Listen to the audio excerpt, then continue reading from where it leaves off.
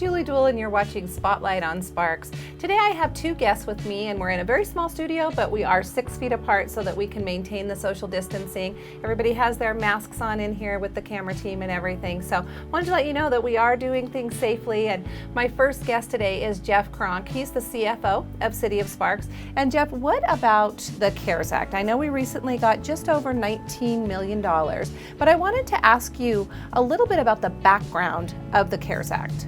Okay, sure. We haven't received it yet, but we're in the process of crossing the T's, dotting the I's to get those funds.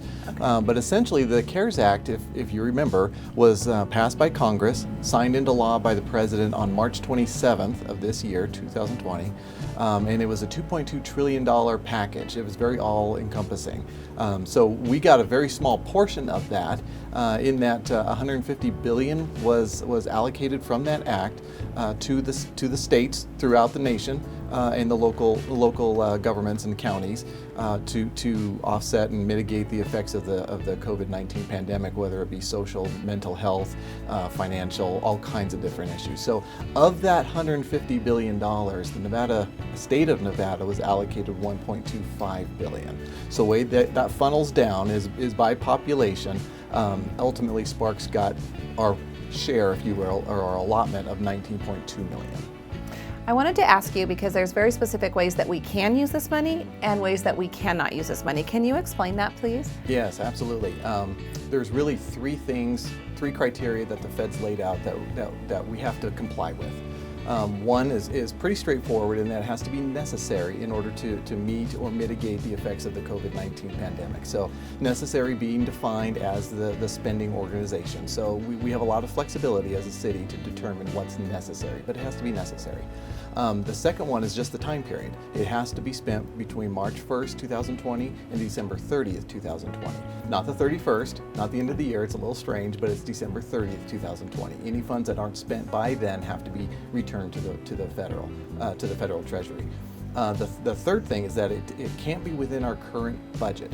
If it is within our current budget, whatever expense that is has to have been repurposed very substantially so to meet the needs of the COVID-19 pandemic. So for example, if we have our police department, we're not going to be hiring new cops, so to speak, to mitigate CARES Act these money. funds. With these funds, we're not going to hire new police officers to mitigate the effects of this. However, we can use our current police officers to substantially redirect their efforts in order to meet this. That's okay. That still qualifies for funding under the Act. So as long as we meet those three criteria, we're okay.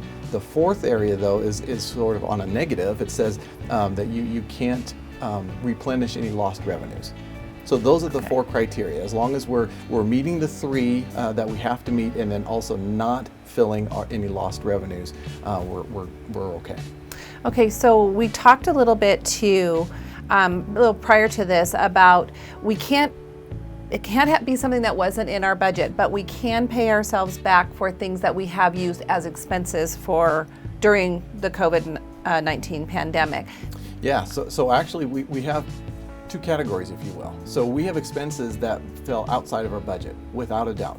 Lots of personal protective equipment, sanitation needs, the regional expenses that we've incurred from the incident management team that we're in partners with the city of Reno and Washoe County. Lots of expenditures that have happened there. Those are all outside of our budget. We also have expenditures that have happened that we can cover within our current budget. However, we had to repurpose those expenses in order to meet the COVID-19 pandemic that wasn't anticipated when we filed our current budget. And that qualifies under this act.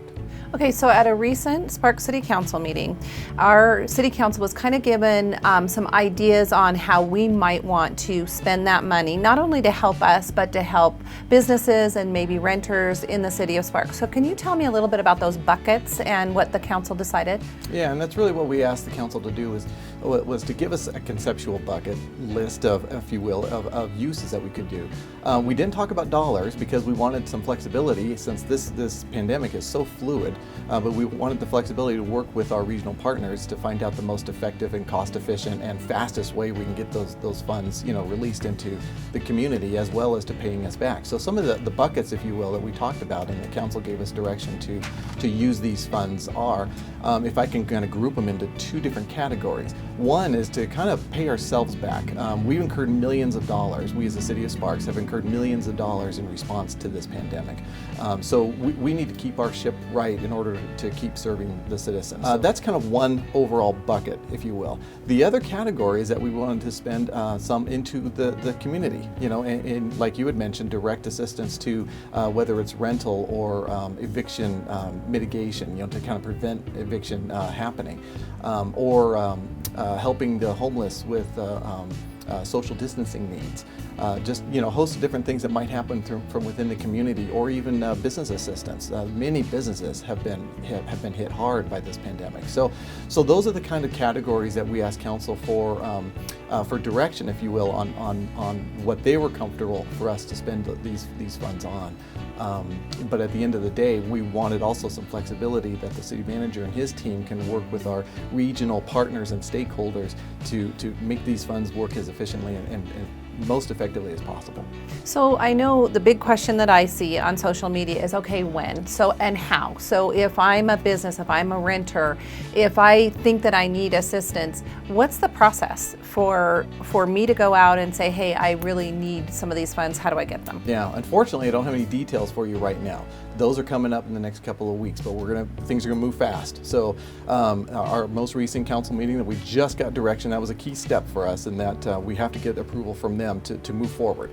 Now that we've got that direction, we can now work with our regional partners and come up with again, cross the T's and dot the I's and say, okay, how are we gonna make this work? But again, I don't want to make it sound like this is gonna be built with a whole lot of bureaucratic tape, because that's the whole point. We want to get these funds out as fast as possible. It's just that I don't have a specific date, but it'll be soon, and I would say within a few weeks. Okay, great. So anything else that I'm missing with the CARES Act funding, that you maybe want to discuss that's important for just our general public to know about? Well, not really, other than this has been, feels like a long time coming, but we've been waiting for guidance from the state in order to, how to process these funds. We did finally receive that from the state a few weeks back now. So I would say if we could just be a little bit more patient, things are going to happen pretty quickly here. But we do have to finish the process and finish those steps of again, crossing those T's, dotting the I's, and get this into a format that we can both get the funds out there as fast as possible while also staying in compliance. Right, great. Well, thank you so much. And we will be putting out a lot more information on our social media channels, so please stay tuned for that. My next guest is Keller from the RTC, and I wanted to talk to you about a Sparks Blvd project that's coming up. Can you tell me a little bit about this project? Yeah. Hi, Julie, and thank you for having me. Yeah, thanks for coming. You're welcome. This summer, the RTC is taking the next steps to implement much-needed transportation improvements along Sparks Blvd by starting the environmental clearance process and the preliminary designs of the Sparks Blvd project. Now, Sparks Blvd is a critical asset to the regional road network, and that serves the Truckee Meadows from Pyramid Highway up in Spanish Springs down to Interstate 80 and the newly constructed Veterans Parkway at Gregg Street. It's definitely a very important corridor, so I know our viewers will be really interested to kind of find out what's coming for Sparks Blvd. So can you tell me maybe some of the benefits of the project? There are three main goals that we're looking to accomplish. The first one is to improve safety for all users by identifying safety hotspots. Second is to increase capacity of Sparks Blvd by widening from 4 lanes to 6 lanes, starting at Gregg Street to Bering Boulevard. And third is to improve the already high quality bicycle and pedestrian shared use path along the corridor. Oh, that all sounds terrific. So I know that this, right now you said you're kind of in that public comment part of that and the environmental part of that. So what does that look like as far as timeline and such for the project? Sure. We will be soliciting public input during this environmental clearance process.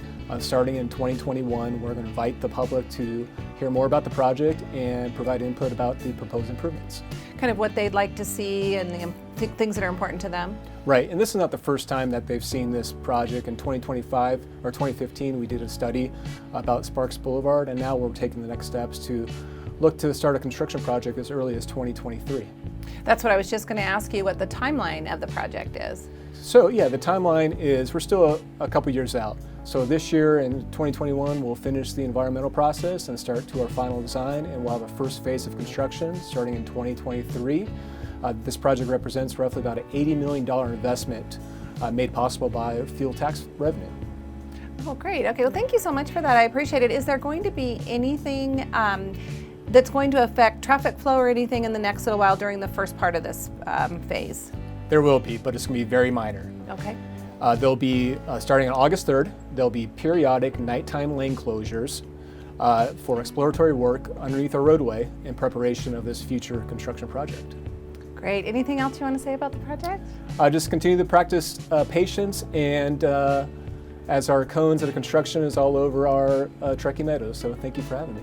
All right, thank you, Dale. I appreciate it. And thank you for watching. And please keep an eye out for some information about the CARES Act and how you can apply for some of those funds that will be coming out into the community, and also for more information about the Sparks Boulevard project. Thank you for watching.